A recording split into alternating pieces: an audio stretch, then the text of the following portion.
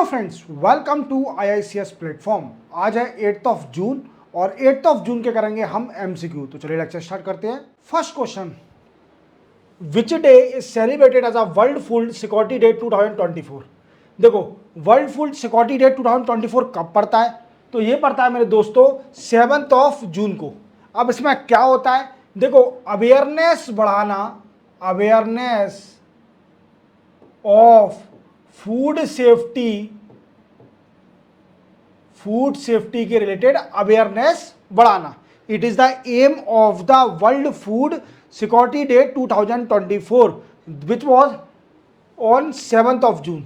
चलते अपन next question पर। नेक्स्ट क्वेश्चन है, how many countries have signed zero debris charter, a landmark initiative lead by European Space agency.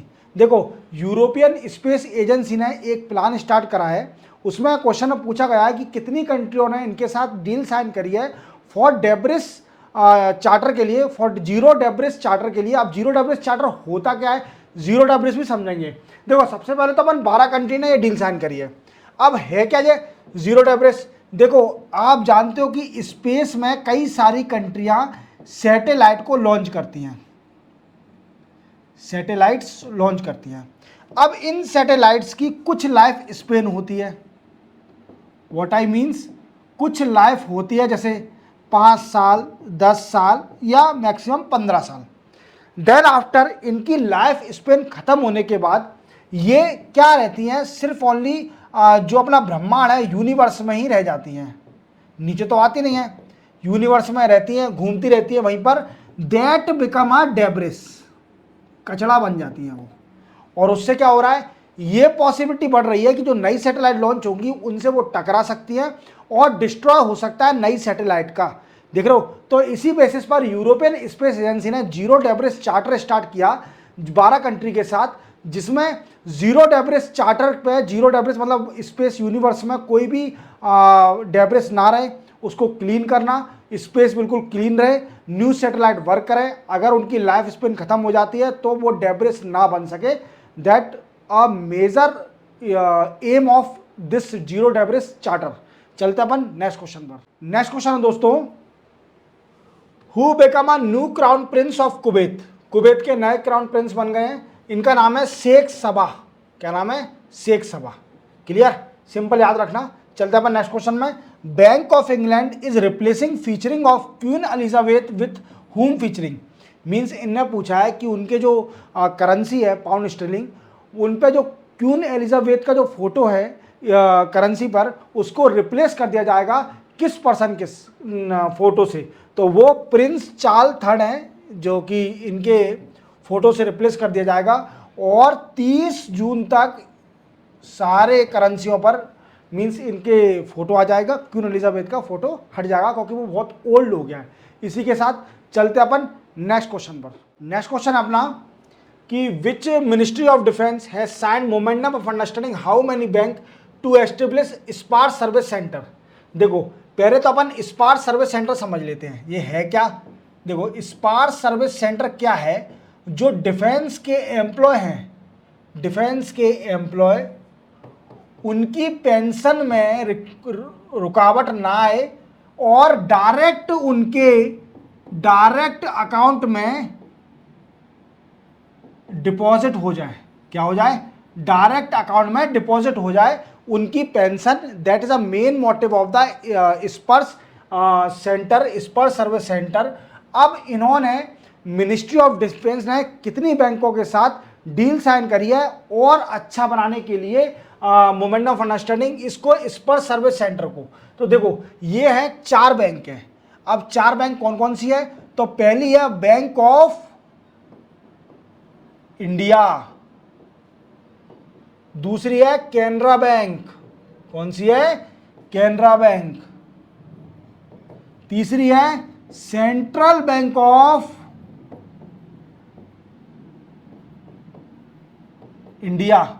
और fourth है Utkarsh, Utkarsh small finance bank. ये 4 bank के साथ मिनिस्ट्री ऑफ डिफेंस ने डील साइन करी है to proper working of the Sparsh service centre को, जो कि पेंशन प्रोवाइड कराती है डिफेंस एम्प्लॉय को, और उनकी डायरेक्ट पेंशन अकाउंट में चली जाए। That's why ministry of defence sign the momentum of understanding with a 4 bank. चलते हैं इसी के साथ नेक्स्ट क्वेश्चन पर।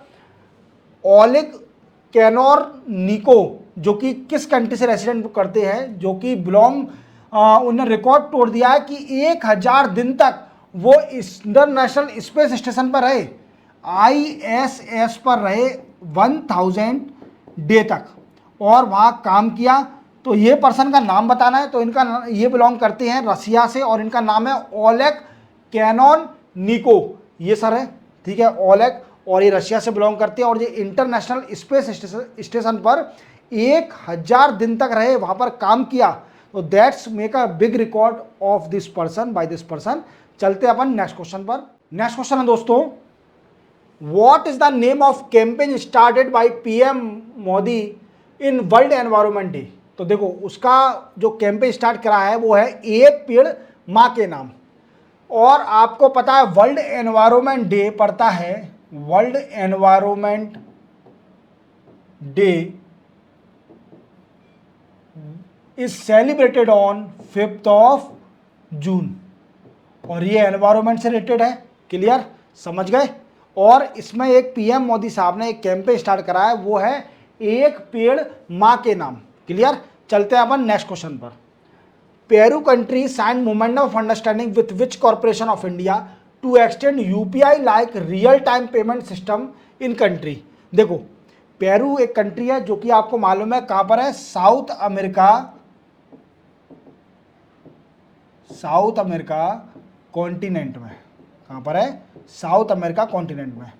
अब ये कंट्री आपको मालूम है कि हमारे इंडिया का UPI system, unified payment interface, वो बहुत सक्सेस है, और even Peru also want to extend this UPI like real time facility in Peru country. खुद की कंट्री में एक्सटेंड करना चाहती है, और इसने मोमेंटम ऑफ अंडरस्टैंडिंग साइन किया है NPCA के साथ, national payment corporation of India के साथ मोमेंटम ऑफ अंडरस्टैंडिंग पेरू ने साइन किया है, जिसमें बोला गया है कि जो भी UPI की फैसिलिटी, रियल टाइम फैसिलिटी है, वो पेरू में भी इसी तरह की कोई फैसिलिटी आना चाहिए, जिससे लोग बाग पैसा ट्रांजैक्शन कर सके। अब देखो, अब कौन कौन सी कंट्री ने डील साइन कर ली है NPCI के साथ कि UPI like real time payment system हमारी कंट्री में आना चाहिए। तो पहली है मालदीव्स, अभी बताया था मैंने आपको प्रीवियस लेक्चर में। दूसरी है भूटान, तीसरी नेपाल ने भी डील साइन करी है, और भी कई सारी कंट्रियां हैं जिन्होंने डील साइन करी है। UPI like real time payment system उनकी कंट्री में भी एक्सटेंड होना चाहिए।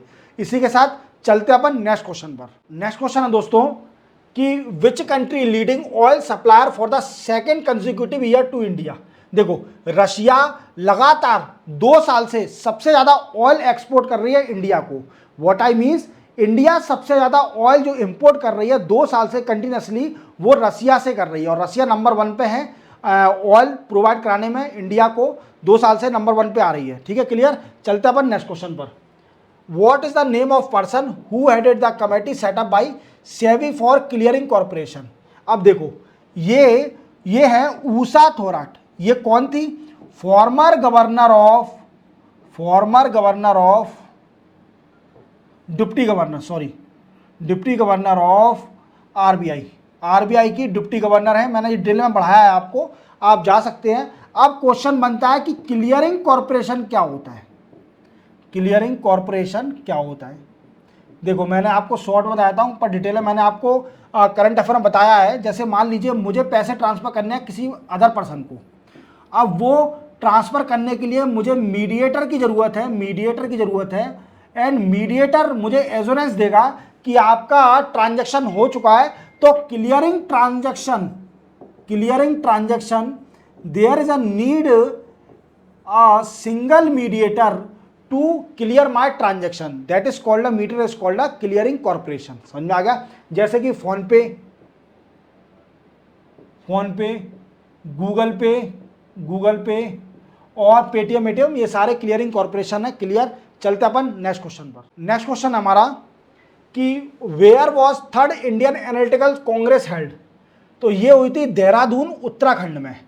और ये किसने ऑर्गेनाइज कराई थी? Organise by CISR, Indian institute of petroleum. Clear? ये कॉन्फ्रेंस हुई थी, समझ में आ गया? याद रखना, थर्ड इंडियन एनालिटिकल कांग्रेस कहां पर हुई थी? वो हुई थी देहरादून उत्तराखंड में, और उसको ऑर्गेनाइज कराने वाला कौन है? CISR, Indian institute of petroleum. चलते हैं अपन नेक्स्ट क्वेश्चन पर। UNESCO collaborate with which ministry of India to organize national stakeholder workshop on safe, trusted and ethical artificial intelligence at Taj palace hotel, new Delhi. तो new Delhi में एक workshop हुई, किसके ऊपर? Safe, trusted and ethical artificial intelligence के साथ के ऊपर, और यूनेस्को ने ऑर्गेनाइज करी, पर किस मिनिस्ट्री के साथ टाई अप करके, कोलैबोरेट करके ये वर्कशॉप कंडक्ट हुई थी ताज पैलेस होटल के अंदर, न्यू दिल्ली में।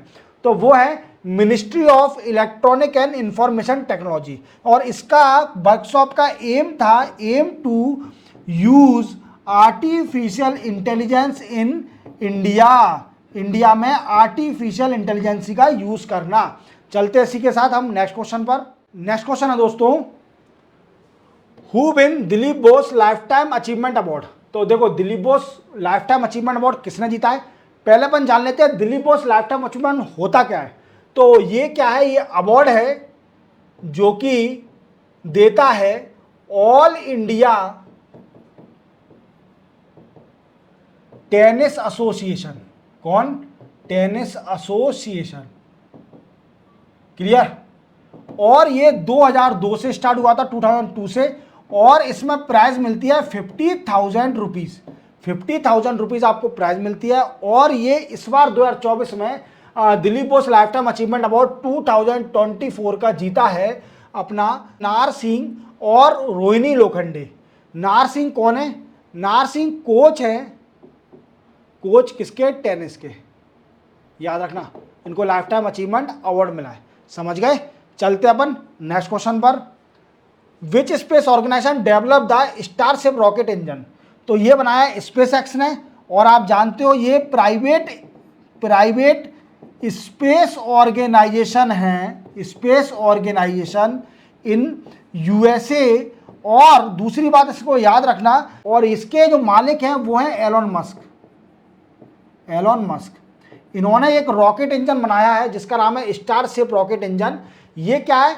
ये 2 स्टेज रॉकेट है, 2 स्टेज रॉकेट, और 400 फीट टॉल है।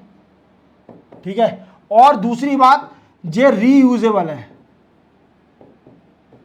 रीयूजेबल। क्लियर?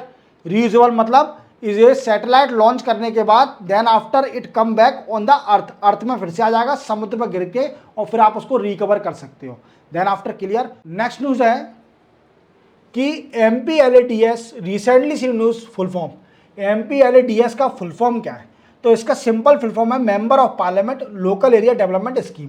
ये स्कीम स्टार्ट हुई थी 1993 में, और इस स्कीम का मोटिव होता है 5 करोड़ रुपीस एनुअली जो सांसद हैं या मेंबर ऑफ पार्लियामेंट हैं उनको दिया जाता है for development of their constituency. उनकी कंस्टिट्यूएंसी को डेवलप करने के लिए हर साल 5 करोड़ रुपए दिया जाता है। इस स्कीम का मेन मोटिव है। अब ये न्यूज़ में क्यों है? ये न्यूज़ में इसलिए है क्योंकि क्या करते हैं कुछ MP जो 5 करोड़ रुपए मिलते हैं, पैसे मिलते हैं फॉर लोकल डेवलपमेंट, उसको पैसे को रख लेते हैं, और जब इलेक्शन होने वाले होते हैं तो पैसा उसको खर्च करते हैं, या फिर उसके इलेक्शन से 1 साल पहले पैसा खर्च करते हैं। वो खर्च करने से क्या होता है कि वो खर्च करने से डेवलपमेंट दिखता है लोगों को, और पार्शलिटी होती है बिटवीन न्यू कैंडिडेट और दी इनकम्बेंट मेंबर ऑफ पार्लियामेंट। समझ में आ गया क्वेश्चन? चलते हैं नेक्स्ट क्वेश्चन पर। COP29 will be held in which country. देखो, कॉन्फ्रेंस ऑफ पार्टी 29 होने वाली है, वो किस कंट्री में होना है? वो होगी अजरबैजान में। और इसका मेन मोटिव होता है क्लाइमेट चेंज के ऊपर कॉन्फ्रेंस करना। किसके ऊपर? क्लाइमेट चेंज के ऊपर कॉन्फ्रेंस करना, और अजरबैजान में होनी है COP29। तो याद रखना, इसी के साथ 8 जून के एमसीक्यू कंप्लीट होते हैं। मिलते हैं हम कल 9 जून के नए एमसीक्यू के साथ। तब तक के लिए जय हिंद। और इसकी पीडीएफ आपको अगले दिन मेरे टेलीग्राम चैनल पर इजीली अवेलेबल हो जाएगी।